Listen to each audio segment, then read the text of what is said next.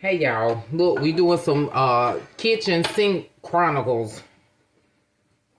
Look, I want to tell y'all about this guy that I met. So I was in middle school, met this guy. He was new to the school. This back, oh God, 30 years ago. In love. I was in love with him. Well, fast forward 20 some years, we ran into each other. What I didn't know was I was meeting this new guy. I wasn't meeting the guy that I was so crushing on in middle school. I met this new guy. And this new guy love bombed me. So how it worked was we would talk. Because I was still, doing my thing, working the 3 days a week. So I had basically 4 days to talk to him. 4 days. Because he had a job where he could talk on the phone while he was working. So we would talk all day. I would talk all day. And you know what? He gathered all the information that I told him. Where I live, what I make, what I'm doing, just where I'm at in my life. He would never really tell me much about him, which I didn't know there was a red flag then. Oh, when we get up, he was so sweet. Oh, we have fun. But you know what? I noticed that before 3 weeks, he would say, I love you. And it wasn't a month. He would ride around and look for hotel room because he would want me to come to hotel rooms. Another red flag. Old as I was, I didn't even, think of. Because I'm thinking, Dig, hindsight now, if you in your late 30s, early 40s, why we gotta go to a hotel? Why I gotta meet you at a hotel room? Why we gotta meet at places and walk? Why did we always have to meet somewhere? Why couldn't we just be normal like other regular grown folks? Dating. Anyway, long story short, found out he was living with his baby mama / ex-girlfriend. He said he was staying there because he didn't have anywhere to go, and he was waiting on his house and stuff because he had another daughter that he was able to go, get housing for because she would be in his care. How that worked, I don't know, because she was a grown woman. But anyway, I told him, oh, whoa. I don't do the cheating stuff. I'm not with that right there. When you and her resolve your relationship, hit me up then. Not thinking about him not being emotionally available. Not thinking about him staying with her all these years because they had at that time, like a 4 or 5 year old daughter. Not thinking about this man not paying bills, not paying rent, not buying food, none of that, because she on Section 8 and all her stuff free. So basically he living free. And he there taking care of the daughter. Doing what he say his part. I didn't think about none of that.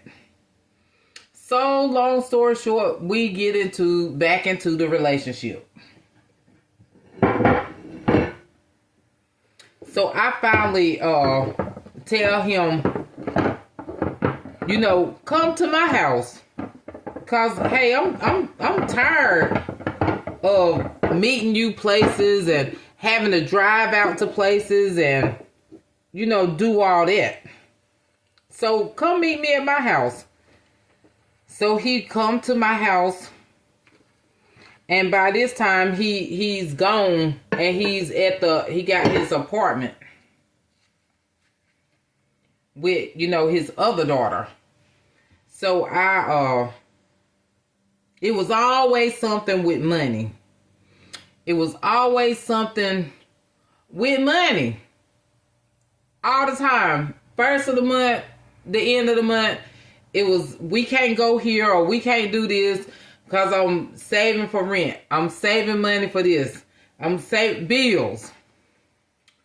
So I'm like, he nice to me. He's sweet. It's just something about this guy. He here, but he ain't here. I talk to him, but sometimes on the weekends, he get missing. So I'm like, what is it with this guy? Ignore the signs. Long story short, he moved in with me. Huge mistake. He moved in with me. So we at my mobile home living at that time. Nightmare.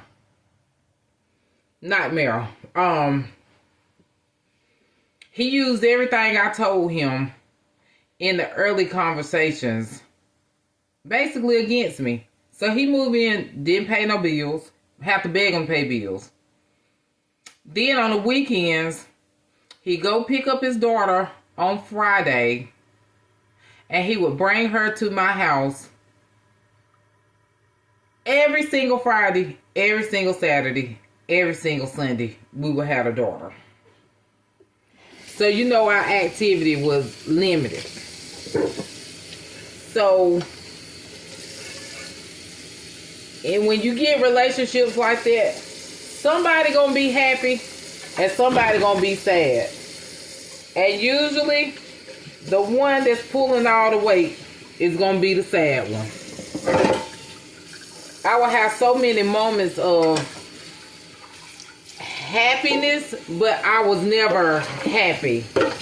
I lived in a state of being happily unhappy, if you know what that means. I have bursts of happiness, times of happiness, but my overall feeling about the relationship was sadness.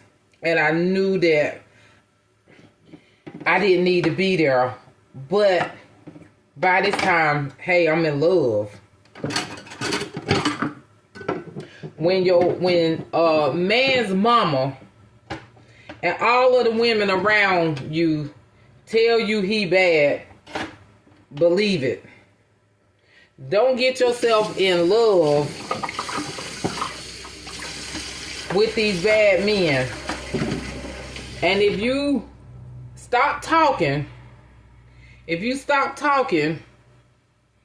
you start listening and you start asking the right questions, y'all will know what kind of men these are before you get yourself in so deep and you get your heart in so deep and you just lost yourself and you lost in your emotions.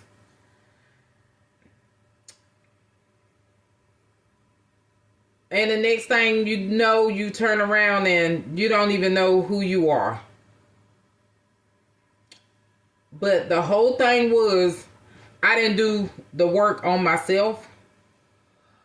Before I met him, I was just out here, hey, whoever talked to me, I'll talk to him. Whoever want to date me, I date him. I didn't do no work on myself. I didn't have any values. I had value, but I didn't have any standards in what I wanted from a man. So he was able to be so sweet and love bomb me and, use me.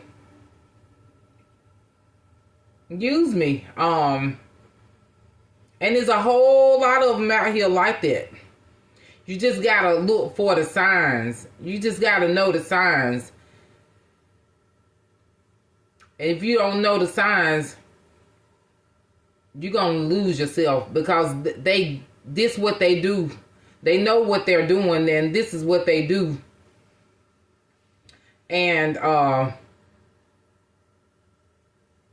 it's a sad reality.